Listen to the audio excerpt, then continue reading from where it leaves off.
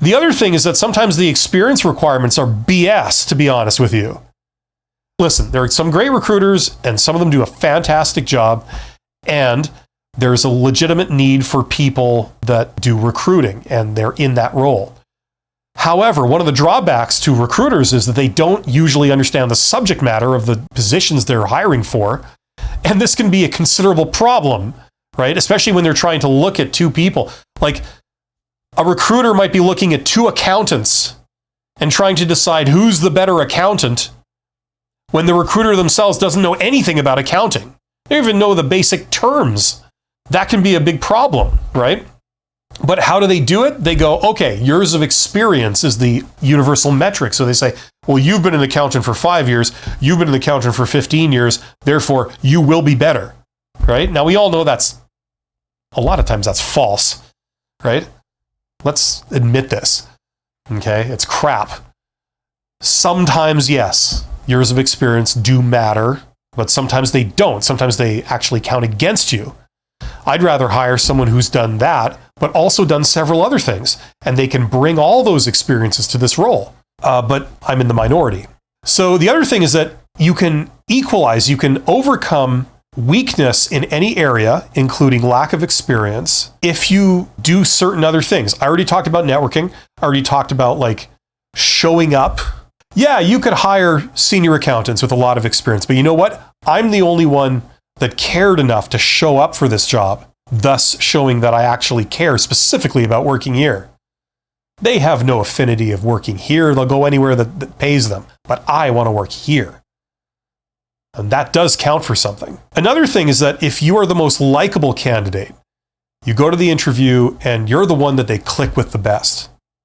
They love you. They enjoy the interview with you. They want it to go on forever because they enjoy your company. You get along great. You click. You're easy to talk to. You're easy to understand. You have the right attitude. You're professional. You don't take offense. It's just easy to deal with you. They'd much rather have that than someone who's got 10 years more experience than you, who is like gruff, aloof. They kind of take offense easily. They kind of, are difficult to deal with, a bit crusty or spiky. You can make up for that with other things. The number one thing is being likable. Okay, so keep that in mind and work on what you have.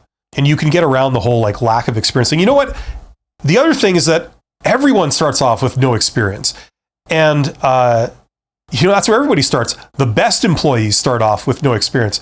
Don't let anyone convince you have no experience. You've got a hell of a lot of experience. You've been to school, right? What did they do in school? You had to show up on time. You had to meet deadlines. You had to ask for help when you needed help. You needed to do extra work when you were falling behind and course correct.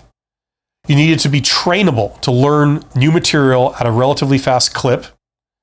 You needed to be able to communicate with the instructor and understand their expectations and clarify those expectations if they were unclear to you, and so on.